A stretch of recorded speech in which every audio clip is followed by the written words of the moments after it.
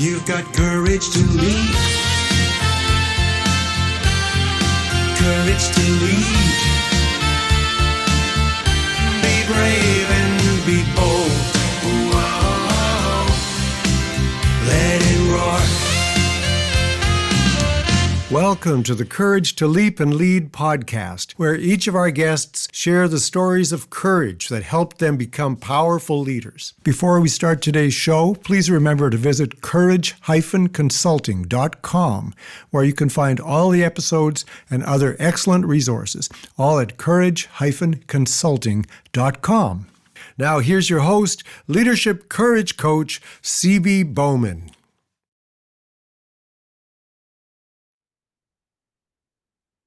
Hi, everyone. This is 𝗂𝗵, and it's Tuesday on Courage to Leap and Lead. And this is part 2 of an incredible interview with my colleague and friend Yosi, who lives in Israel.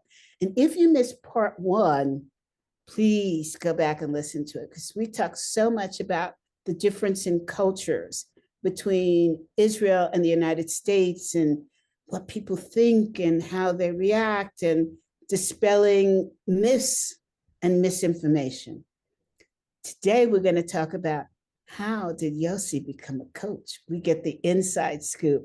Yosi, welcome back. Thank you, 𝗂𝗵. So glad to be here. It was great the first time, and I'm really looking forward to this one. Thank you. Hey, so I asked you, how did you become a coach? Because you have a technology background. I do. And so, as I started telling you last time, I was I don't consider myself being a Vulcan, if that reference works for anybody in Star Trek, but I was very logic oriented and very fact oriented. And when I started having the opportunity to lead a team, the feedback I got was I was doing a pretty sucky job. I wasn't really listening.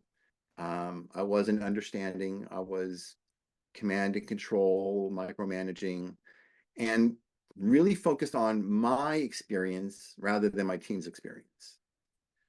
And so the curiosity led me to wanting to understand what I was missing. What did I not understand about people that I was getting it so wrong? Mm-hmm. And luckily, with some help of some people giving me direction, I landed on 2 areas. One was neuroscience and the other was emotional wellness therapy. And as I started really delving into this work, really for my own learning and understanding of myself, I learned about limiting beliefs, triggers, perception and communication, and what is actually happening in the brain when I'm talking and you're listening, and how you might be perceiving differently than what I'm intending. The role of our subjective perception maps and how that plays a role in how we interpret our environment. And I was blown away in really understanding that the world that I see is not the world that you see. I remember my daughter, when she was younger, and I was kind of explaining to her what I was learning, she said, "Yeah, so how do you know that my red is your red?" And I realized I don't know how my red is her red. How old was she? I think she was about 11. Okay, so you knew you were in trouble right then and there. Well, she is brilliant. All my children are brilliant.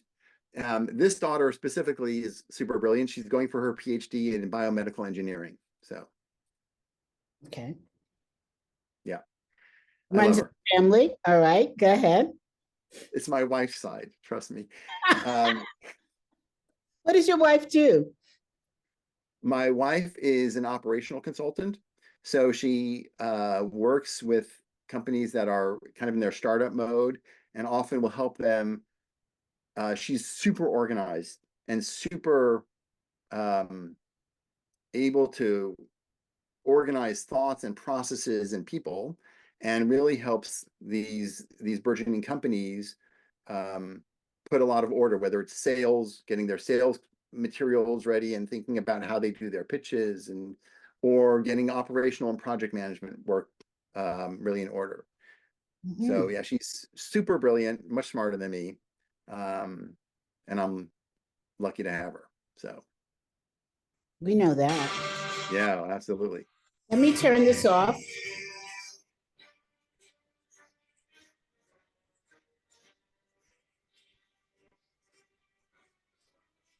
Ah, okay.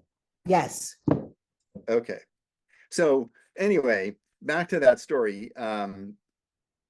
So after I learned these skills and started applying them at work, I realized that the therapeutic things were amazing, but not really workplace appropriate. And Why not? um, well, so this was in the 2008, 9. And we would have, there was an option through HR to go get social counseling or counseling, but that was an outside thing. It wasn't something that there was in-house in the company. The concept of that we now have of mental health, especially since COVID, I think is actually relatively still working on being accepted. But certainly in 2008, 2009, No. it was a no-no. Even the idea of coaches in the company, meaning not coming from outside of, was also not really well accepted. And so, but I did want to stay in corporate, and that's when in 2012 got my first coaching certification. And I loved it, but I wasn't sure if that was going to be my life's calling. So I stayed doing engineering work. And then in end of 2013, the company, I was in a smaller company, got acquired by a much larger company, a multinational. And the acquisition was bumpy from a people side. So the leaders that were the top of the pile, right, in the company I was in, all of a sudden became middle management. And for them, that was a huge change that I think that they did struggle with. And about 3 or 4 months after the acquisition, the morale of the company had gone just to the floor. And I decided I was going to take a risk. And I mean, it wasn't this simple thing. I had to really chew over this a long time before I took this risk to go offer the leadership coaching. And I was pretty much untested, meaning I had the certification and I had what I did with my team, but I never coached executives. And I went Kind of a scary, risky move. Well, it was a doubly scary, risky move because at this point in the acquisition, which was about 5 months into the acquisition, because morale had dropped, so had productivity dropped, and there were already talks about a layoff happening. And my boss said to me, okay, you're going to take time away from your engineering role to go do this.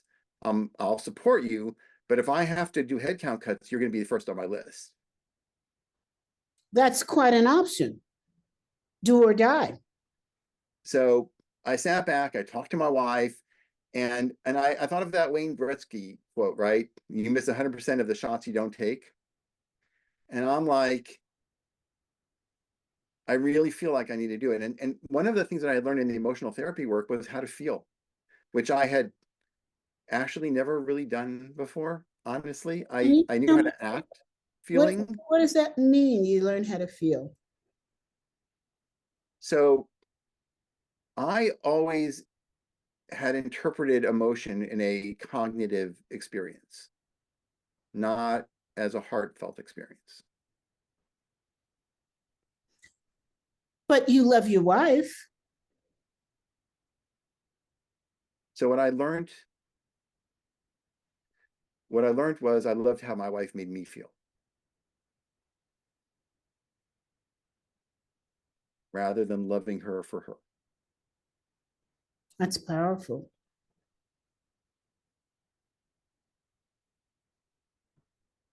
I learned that when I was getting frustrated with my children, I was really frustrated with myself and taking it out on them. I learned that when I didn't get my way, that was my emotions and not because the other person was stupid or wrong. Tell me more about that. So there's a quote that I think is attributed to Buddha that says, holding on to resentment and anger is like taking poison and hoping the other person will die. And as I learned to parse that, I learned to understand that if I'm the one who's triggered, it's mine, not the person who triggered me. And that was a really hard We talked thing. about that a little bit before. Yeah. Do you think that most men need to learn how to feel? I don't know about most men. I will say that I often find myself paired with data-driven clients, people who are in science or engineering or finance, and who have been taught or naturally gravitate towards logic-based awareness of the world. And many of those people have never considered the option of what if I just experience this emotion without thinking about it or explaining it or defining it or excusing it.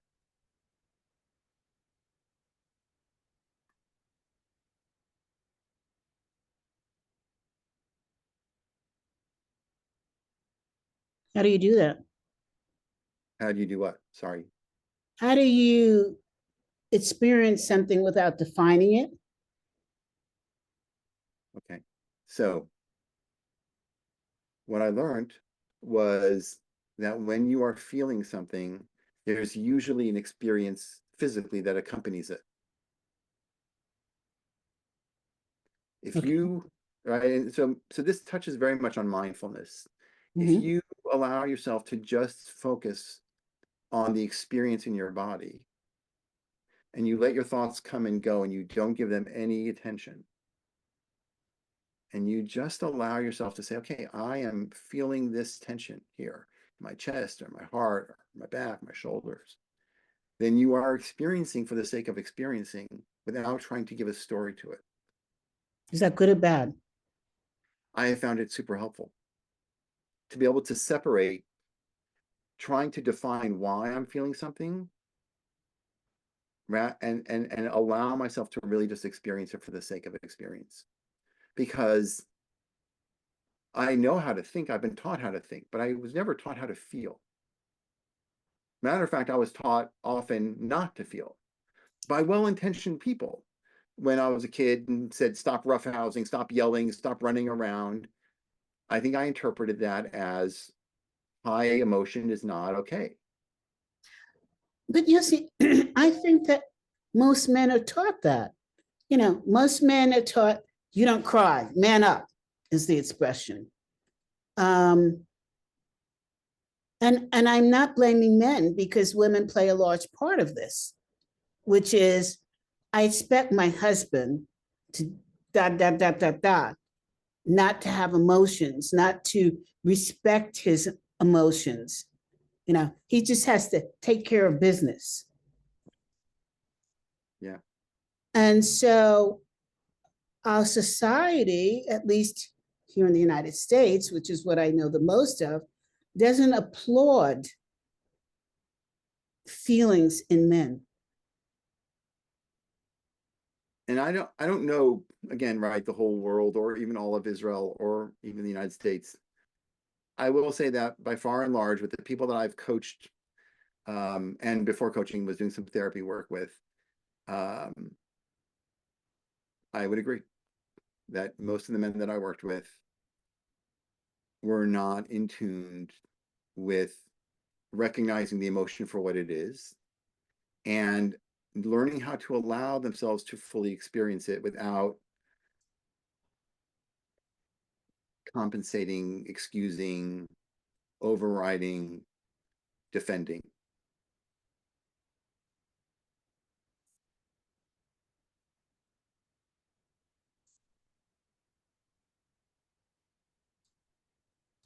When you said, I'm taking notes, obviously. Yes, I figured. When you said experiencing for what it is, I'm not sure I understand that. Okay, so let's say I often experience a sense of anxiety or fear. And pre-learning this work, I would always try and find a reason for it. Isn't that healthy so that you know how to eliminate it? Well, it depends. If we in our last conversation, we talked about when I assign a motive or a reason to something, I limit my curiosity. Yes, because you have this predetermined in your head. Right. And Okay. so if I determined why I'm feeling stress and I don't get curious about why I'm feeling stress, then I often miss the real trigger. Say that once more. If I predetermine or immediately jump to a conclusion about why I am feeling the stress without allowing myself to really experience it and therefore get curious about it, I often miss the deeper trigger. So you're defining it in a narrow sense. Or not looking in the right, or in the deeper place, not the right, in the deeper places. And what I have discovered, and there's a lot of different methodologies that are now out there, you know, in all of the emotional work, there's great, I think, methodologies about helping people go deeper and understand what are their silent saboteurs or their secondary gains to their behaviors. But in the workplace, the only tool that I found that really is getting people there is the immunity to change work by 𝗜𝗍𝗄𝗏, that tries to have somebody use their cognitive ability to understand what are their silent saboteurs. And the positive intelligence by 𝗫𝗫, I think, he's also working in that direction. But we're blind to what we don't know. You know, our biggest challenge is we don't know what we don't know. And especially if we are going to try and follow somebody else's map to this discovery, then we'll take that answer. But the way you were raised started setting the stage for how you created your maps of your filters of how you perceive the world. And those are different than mine. Those are different than, even if you have a sibling who grew up with you, they have a different one. And so if I just accept somebody else's version of why I might be feeling that way, I miss my version, my reasoning, my trigger. I remember listening to one of your podcasts, and I can't remember who was talking, but this guy was talking about this moment of crystallization about where he had this horrible experience near a church. And getting to those deeper awarenesses often requires us not to have preconceived notions about, why am I showing up this way? What was that trigger? That's awfully hard to do.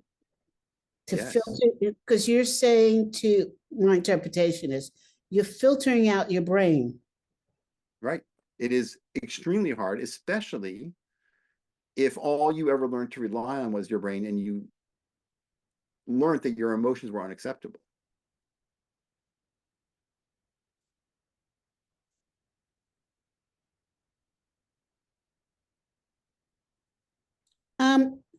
When you go through this filtering out of your brain, aren't you liable to go into a free fall? And so what's the danger of free fall?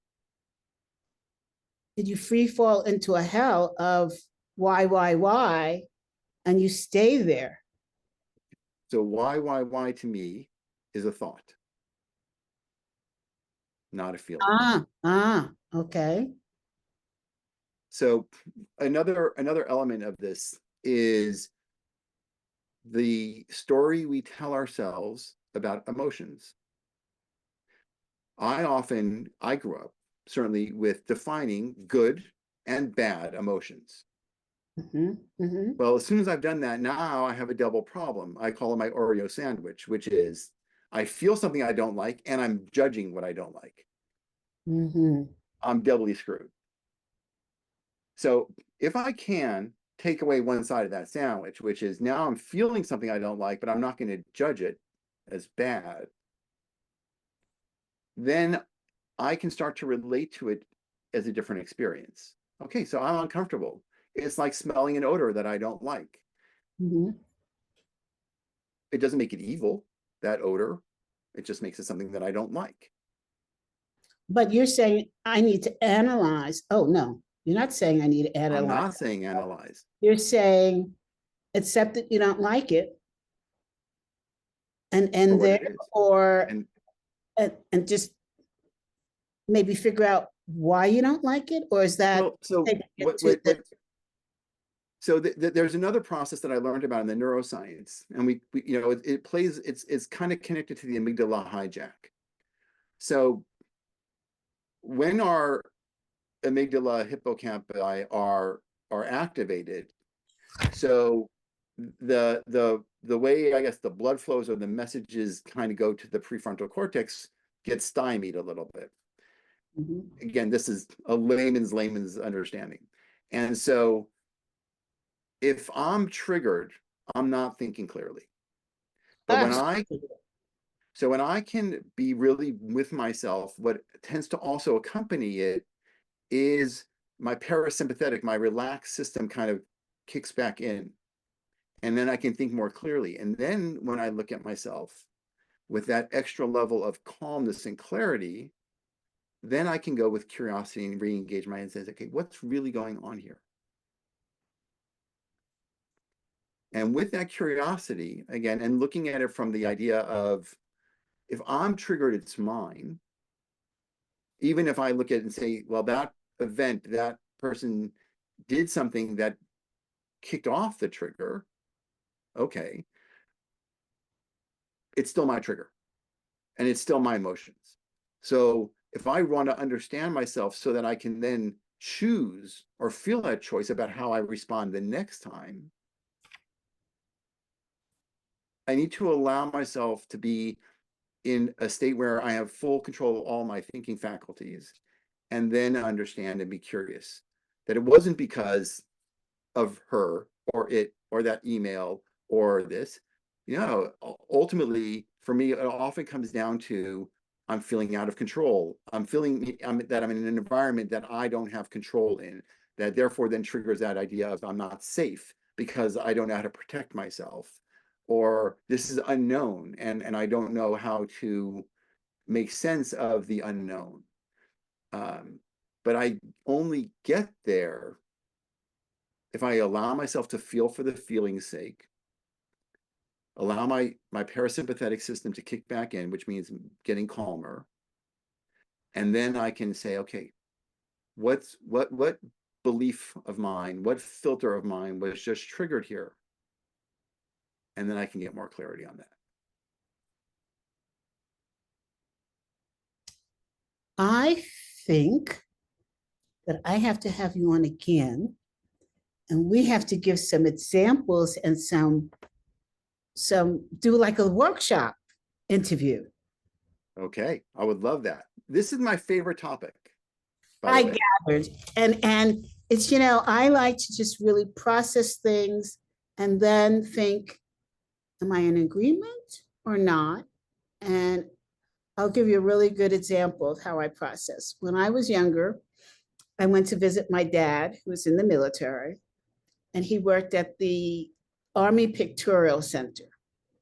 And that was the division that did all the graphics and everything. And in that center, one of his colleagues was Asian. And he was a master artist. And he said very proudly, I'm going to show you a picture that I painted. And I'd love to know what you think. And I looked at it and I said, nah, I don't like it. And he looked at me and said, he smiled. And he said, why? And I said, I don't know, because I don't like it. And he looked at me and he said, Young lady, never say you don't like anything without understanding why you don't like something. Those were the best words of wisdom I've ever received. Since that day, I always sit, if I don't like something, and I say, okay, game on, why? But I think you're saying something deeper. I think I hear you say, don't ask why, feel it. Yeah. Feel that dislike. But then once I feel it, what should I be doing with it? Why do you have to do anything with it? Good question. Chicken or the egg, which came first? I don't know. I don't know either. I've read a lot of books that people want to say the feeling comes first or the thought comes first. I don't know. But this idea that we have to do something with what we're feeling, I haven't found to be true. I need convincing. Let's do part 3. All right, we'll do part 3. And I'll walk you through it. I'll take you through it. And then you decide what, does it resonate for you or not? And that's so I'm not disagreeing with you. no, I'm fine. I just don't understand. I don't understand how you get there. Okay. That's what I'm trying to figure. I'm happy to walk you through it. And I'll be honest with you, it's much easier, like in coaching, if somebody else walks you through it than you try to walk yourself through it. Even having done it now for 12, 13 years, it's still easier if somebody guides me through this than if I try to do it myself. I've learned to be much better about disengaging the brain until I calm down and then being curious. See that there. I want to get inside your head to know what you're doing in your head to disengage and let it happen. Okay. Are you counting to 10? Are you seeing purple cows? What are you doing? Okay. Smoking marijuana? What are you doing there? Okay. So right before we got on this call, you were dealing with packing up something. For my husband, packing up a baby gift, right. Okay. So I'm going to ask you in your mind's eye to go back to that experience. Yes. Okay. My mind's eye is here. Okay. So tell me about this experience. You're packing it up. My husband being a pain in the ass? Yeah. Okay. Yes, because I asked him to take care of this several times before I have to go to work and interview you. Okay. How are you feeling as you're telling me this story? I'm giggling inside. Okay. When you were experiencing it, how were you feeling? Rushed. Rushed. Okay. Yeah, because I needed to move on and do something. Okay. But I also felt, this is funny, I also felt, well, the guy needs me, so I've got to help him. Okay. That's beautiful. And I'm going to ask you if you can isolate the rushed feeling for a second. Okay. Mm-hmm. Okay. Where in your body do you notice an association with the rushed feeling? Mm-hmm. Where is? I felt the sea coming in waves to meet the sand. Okay. And did it have a physical component in your body? Somewhere that felt a little tighter.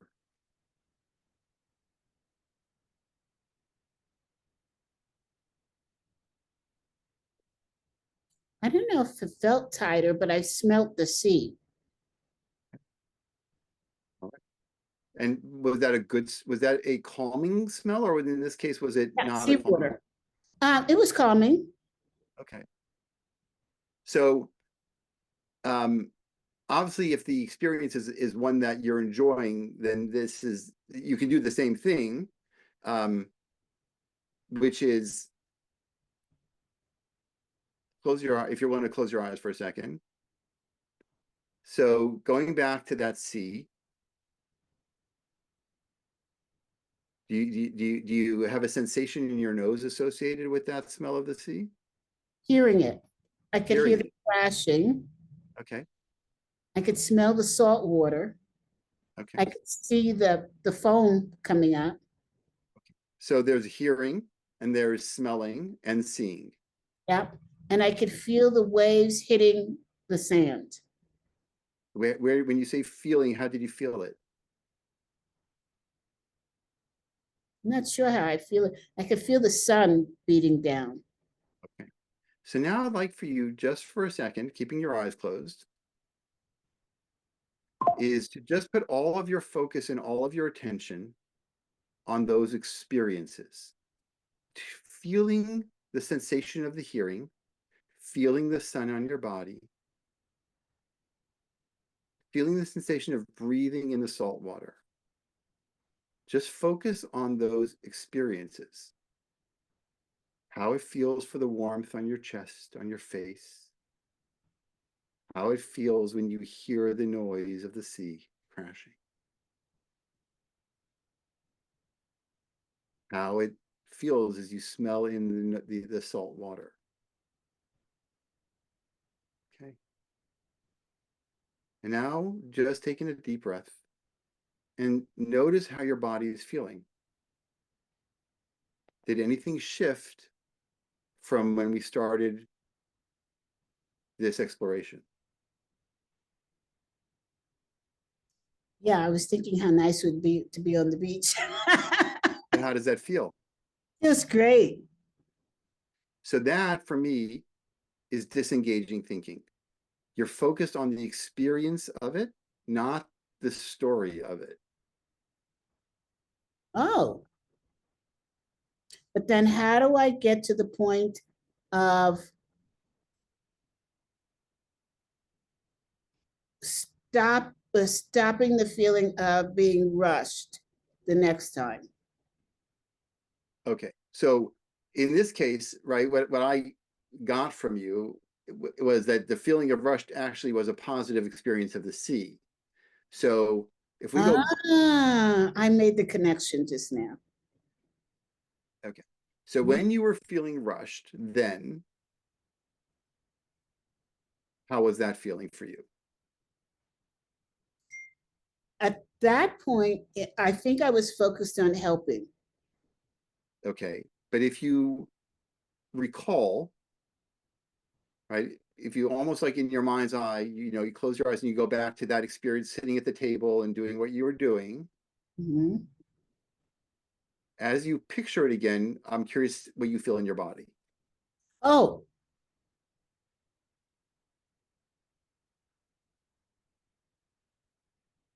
I think I was feeling tense because I had to get everything done. Yeah. And where do you notice that tenseness?